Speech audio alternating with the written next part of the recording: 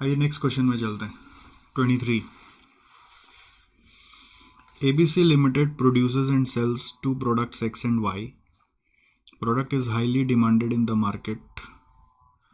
Following information relating to both the products are given as under. Direct material 140-180, direct wages 60-100, variable overhead at the rate 5 rupees per machine hour.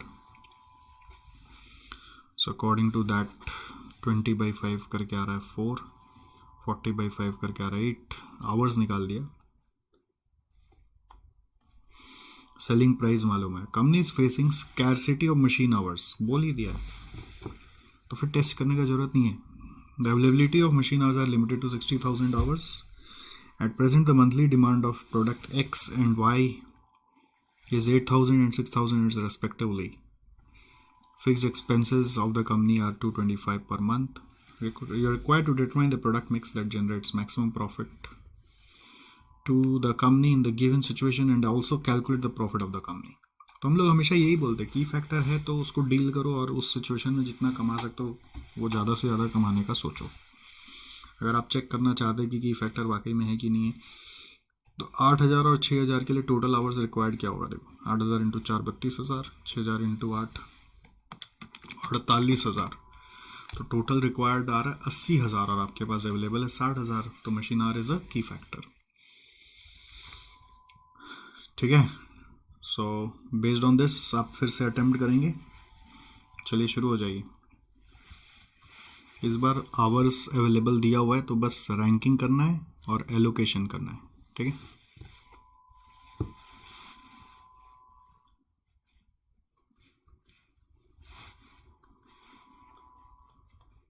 Statement of ranking.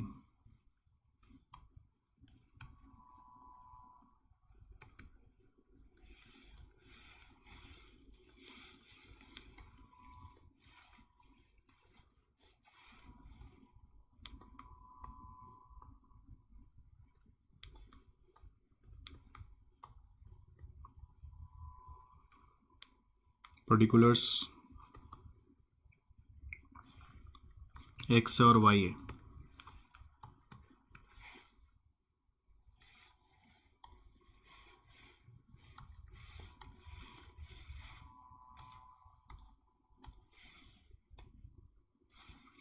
Selling price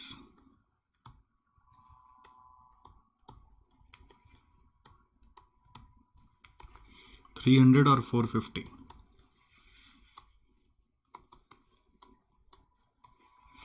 variable cost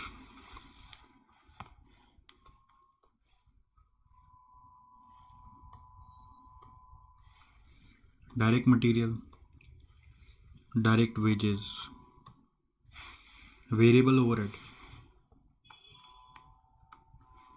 140, 180, 60, 100, 20, 40।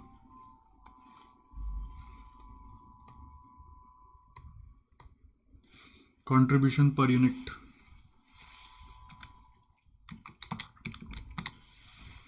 80,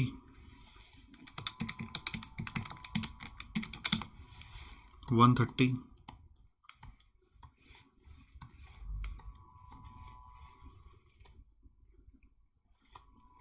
फिर machine our per unit,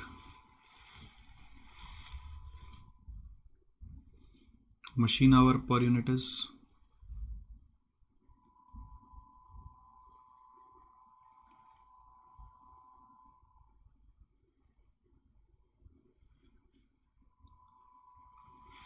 4 और 10 मैंने निकाला था ना, 4 और 40/5 is 8, 4 और 8, सो इससे आएगा कंट्रीब्यूशन पर मशीन आवर 5 और 16.25, ये आ रहा है 20 और ये आ रहा है 16.25,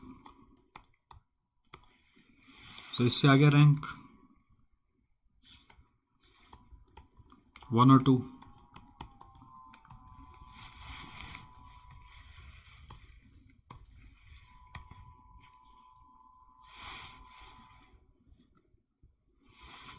ठीक है. So using this rank, now you're going to prepare the optimum mix.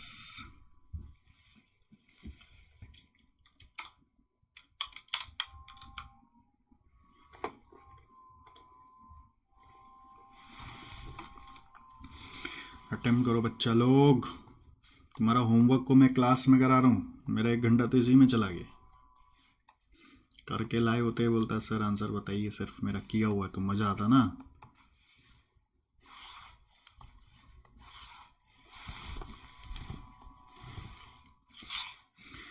Statement showing optimum mix. Products.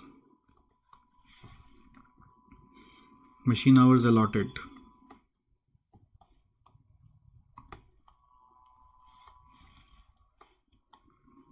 Units produced.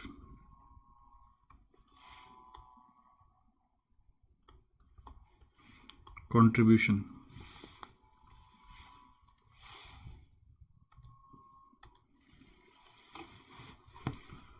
So products में है हमारे पास रैंक 1 एक्स. यूनिट्स प्रोड्यूस्ड है हमारा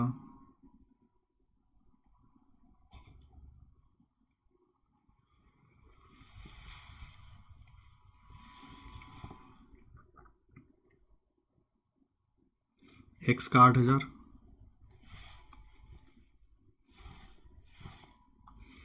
मशीन आवर अलॉटेड है 32,000.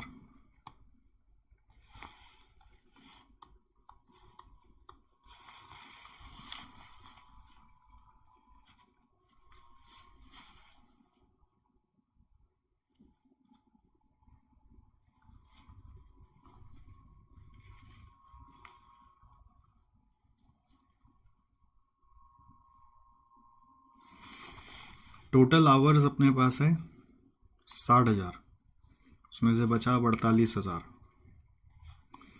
बैलेंसिंग फिगर में. तो 48,000 डिवाइडेड बाई यहाँ पे वाई में लगता 8 घंटा, तो ये आ रहा 6,000 यूनिट.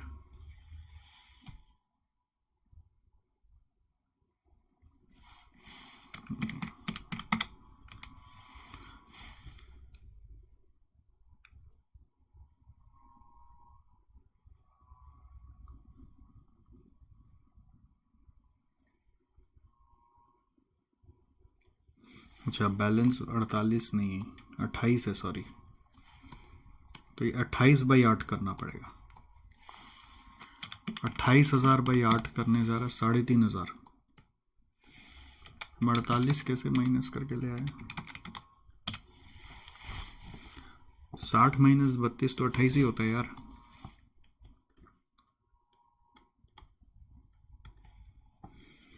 फिर कंट्रीब्यूशन क्या आएगा, आप देखो 8,000 इंटू यहां पर x का है 80 रुपया, तो ये आ रहा है 640. फिर 3,500 इंटू 16.2 130 करके, अगर 16.25 से करोगे तो 28,000 से मल्टीप्लाई करना पड़ेगा. ठीक है. कंट्रीब्यूशन पर आवर से मल्टीप्लाई करोगे, अगर 20 रुपीज लोगे तो 32,000 से मल्टीप्लाई करना पड़ेगा.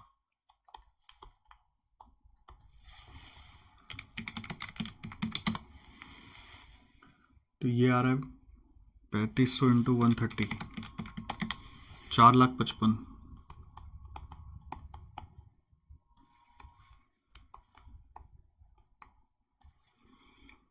10,95,000.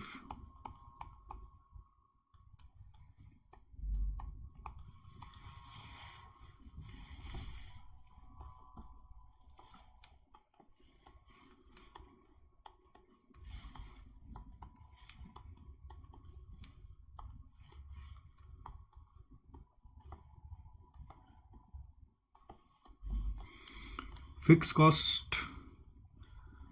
कॉस्ट क्वेश्चन में है क्या, देखो 225 दिया हुआ है, तो contribution less fix cost 225.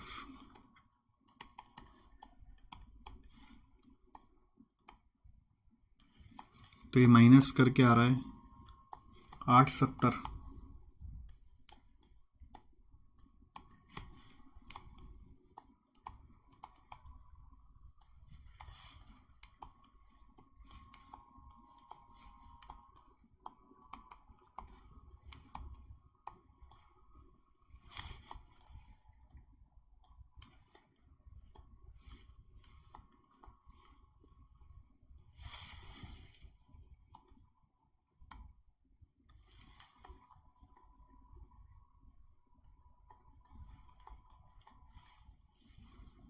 Got it?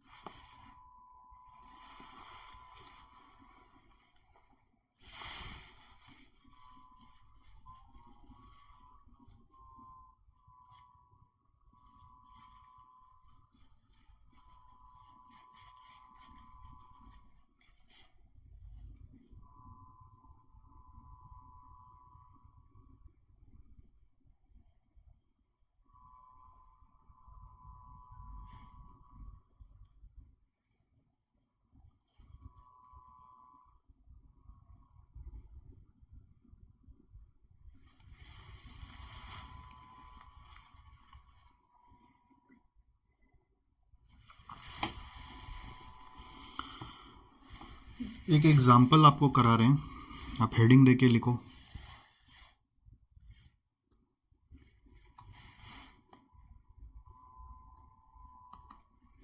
Multiple की फैक्टर्स एंड वन प्रोडक्ट। अभी तक आप जो सिचुएशन किए ना, वो था मल्टीपल प्रोडक्ट और वन की फैक्टर। ठीक है, जैसे मैं ऐसे बनाता हूँ, प्रोडक्ट्स, फॉर्मेट चेंज करता हूँ, नोट बोल के लिखो, की फैक्टर्स, और एक है टेक्निक।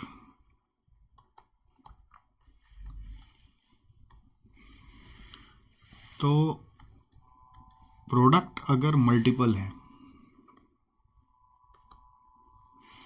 की फैक्टर यदि एक है, तो अभी जो कराया वो यही वाला कराया, उसमें रैंकिंग करो और एलोकेशन करो, जिसको आप ऑप्टिमम मिक्स बोलते हो।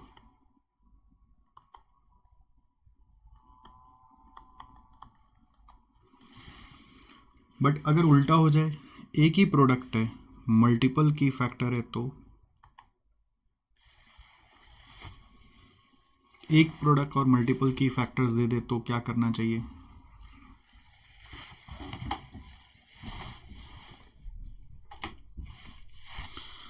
तो उस समय अपने बोलते हैं select the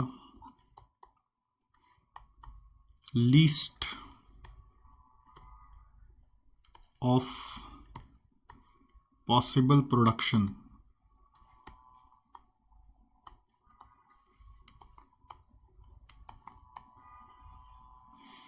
select the least of possible production।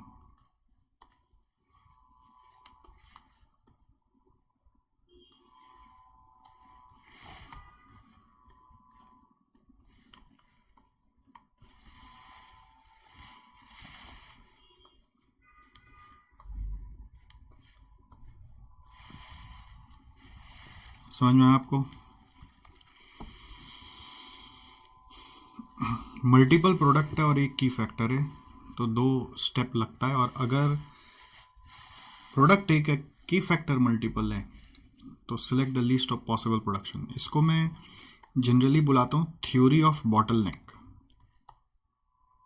इस कॉन्सेप्ट का नाम है थ्योरी ऑफ बॉटलनेक, ठीक है, बॉटलनेक थ्योरी।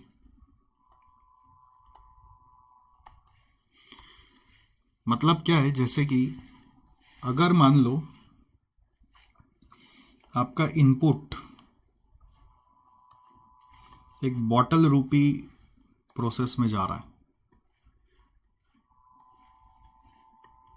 सोचो ये बॉटल है, यहां पे डिपार्टमेंट ए है जिसका कैपेसिटी ज्यादा है और वो 1000 यूनिट बना सकता है। यहां पे लेकिन डिपार्टमेंट बी है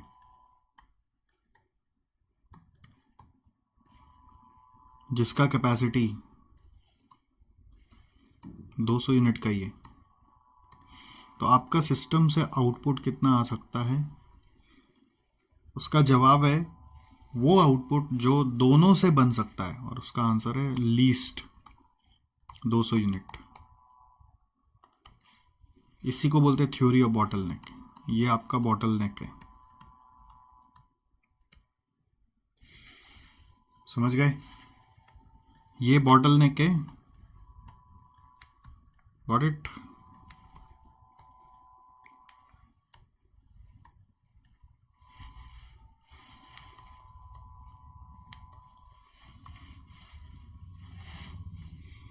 input department A, department B, इससे आ रहा आउटपुट।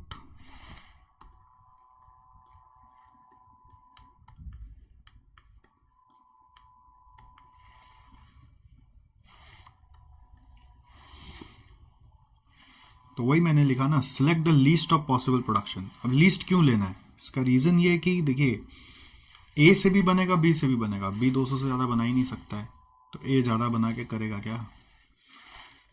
क्योंकि ए भी बनाएगा, बी भी बनाएगा, तब आउटपुट आएगा। अब बी में 200 पे रेस्ट्रिक्शन है, तो ए ज्यादा बना के करेगा क्या? वो तो पड़ा रहेगा। अगर ज्यादा बनाएगा ए ना, तो WIP में जमा हो जाएगा, उसको बोलते हैं बफर, बफर जमा हो जाएगा, अननेसेसरी बफर जमा हो जाएगा। तो हम लोग चाहेंगे कि हम लोग का बहुत ज़्यादा अमाउंट सिस्टम में ब्लॉक ना हो, इसलिए उतना ही बनाओ जितना लीस्ट पॉसिबल है। इससे क्या होता है कि ज़्यादा कैपिटल, वर्किंग कैपिटल ब्लॉक नहीं होता। जो मुमकिन है वो करो, सीधा सा बात है। रो नहीं, जो मुमकिन है उतना तो करो।